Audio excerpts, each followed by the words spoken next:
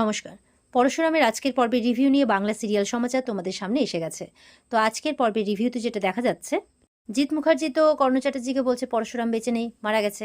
তো কর্ণ চ্যাটার্জি কিন্তু এটা শুনে বেশ অবাক হয়ে যায়। মানে কর্ণ এখন একটু ভালো হয়ে গেছে, তো তাই এই ব্যাপারটা যেন শুনে প্রচণ্ড অবাক হয়ে যায়। তো এবার ফোন রাখতেই ওদিকে তো তটিনী হাউমাউ করে কাঁদতে শুরু করেছে, পরশুরামের সাথে কাটানো মুহূর্তগুলোর কথা ভাবছে। আর মানে সিচুয়েশনটা আমি বলে বোঝাতে পারবো না আপনাদেরকে, আপনারা হয়তো ফিল করতে পারবেন যে তটিনীর সিচুয়েশনটা কী। তো কর্ণ চ্যাটার্জিকে ওদিকে আরাধ্যা জিজ্ঞাসা করছে কি হয়েছে, তো বলছে পরশুরাম আর নেই। এটা শুনে আরাধ্যা একদম কাঁদতে শুরু করে দিয়েছে। বলছে মেরে দিলেন লোকটাকে, মেরে দিলেন লোকটাকে, বাঁচতে দিলেন না।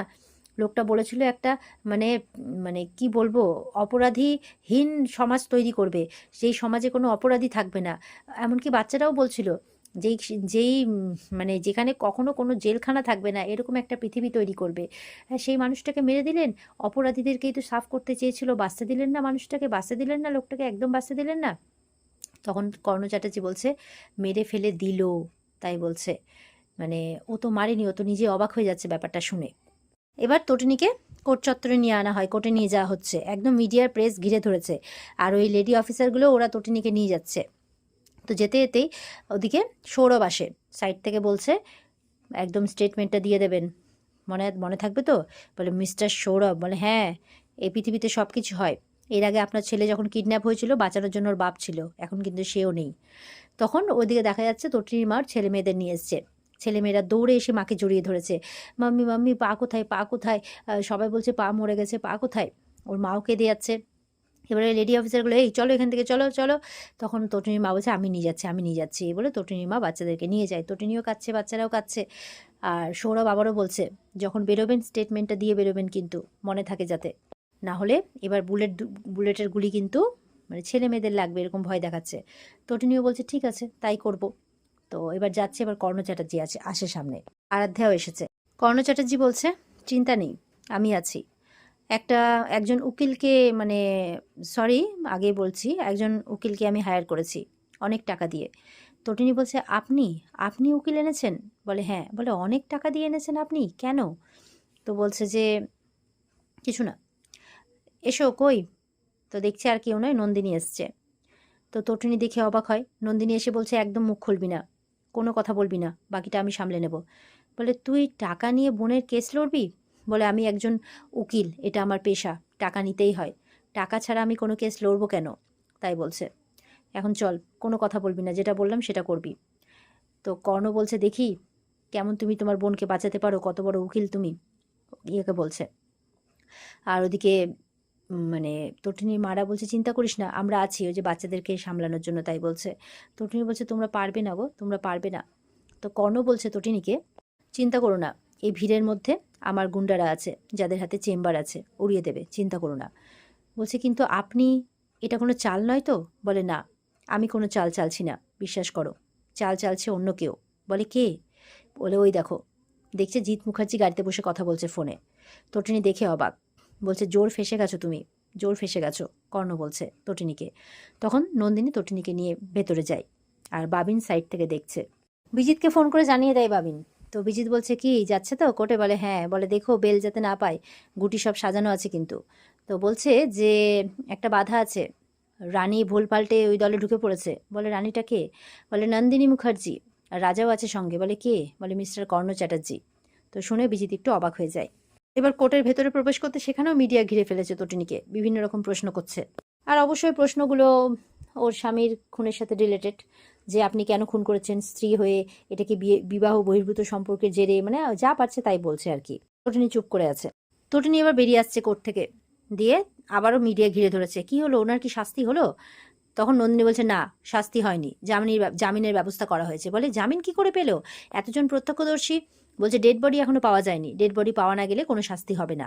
তাছাড়া সেই সময়টাতে উনি অজ্ঞান হয়ে পড়েছিলেন, ওনার মাথায় চোট ছিল। বলে আর গুলি, তিনটে গুলি চলেছিল। বলে সেটা নিয়ে পরে আমরা সাংবাদিক বৈঠক করব, এই বলে এগিয়ে আসছে। তখন জিৎ মুখার্জি সামনে আসে যে তুই বাঁচিয়ে নিলি নন্দিনী, সত্যি তোকে নিয়ে আমার গর্ব হচ্ছে যে এত বড় উকিল আমাদের বাড়িতে আছে, তুই বাঁচিয়ে নিলি, তোর জন্য আমাদের তটিনী বেঁচে গেল। তটিনী বলছে গায়ে কি সাপের চামড়া নাকি? বলে কি বলছিস তটিনী? বলে নাকি জিপটার মাঝখানে চেরা কোনটা, সাপেদের তো আবার থাকে, তটিনী বলছে, কারণ তটিনী রূপটা দেখে ফেলেছে। তো বলছে কি বলছিস তটিনী, তুই আমার ভাইজি হোস, আমি খুব খুশি তোর জন্য যে তোর কিছু শাস্তি হয়নি। আর বাচ্চাদেরকে বলছে তোমরা একদম চিন্তা করো না, মায়ের কিচ্ছু হবে না, আমরা আছি তোমাদের সাথে, তাই বলছে।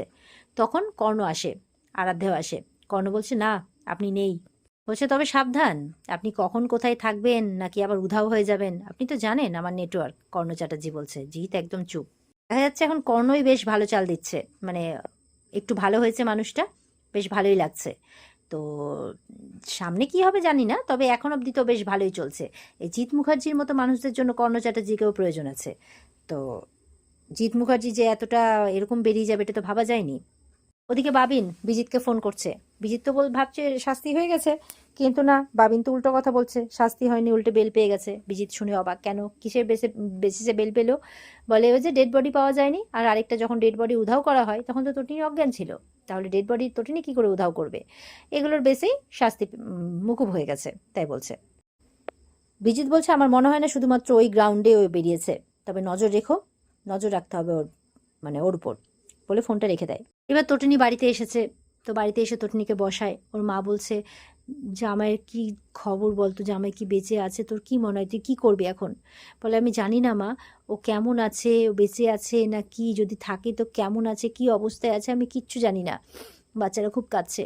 তবে বিশ্বাস করো মা, তুমি কি এটা বলতে চাইছো আমি এখন কোন রূপে থাকবো, সদবা নাকি? বলে না মা, তুই আমাকে ভুল বুঝছিস, আমি তোর মা হই। বলে বিশ্বাস করো মা, খুব ভালোবাসি ওকে মা, খুব ভালোবাসি ওকে, তাই বলছে। এবার বাচ্চারা দৌড়ে গিয়ে বলছে পা কই মা, পা কই, বলো না পা কই। তো ছেলে বলছে পা তো রিয়াল হিরো মা, পা তো পরশুরাম, পায়ের কিচ্ছু হতে পারে না। এ বলছে, সবাই কাঁদছে। প্রাচী বলছে এখন এসব কথা থাক না, কাল থেকে কেউ কিচ্ছু মুখে তোলনি, বাচ্চাগুলোও খেতে চাইছে না, একটু সবাই কিছু মুখে দাও, তাই বলছে আর কি। কিন্তু সবার কি আর মনের অবস্থা সেরকম? ছেলেও খুব খাচ্ছে, মেয়েও খুব কাঁদছে। ছেলে বলছে পা তো পরশুরাম, পা তো অমর, তাই না, পায়ের কিচ্ছু হবে না, বলো না পা কোথায়, বলো না পা কোথায়, মেয়েও বলে যাচ্ছে। এরপরে নন্দিনী বলছে যে প্রাচী ওদেরকে ভেতরে নিয়ে যা, এ বলে প্রাচী ভেতরে নিয়ে যায়।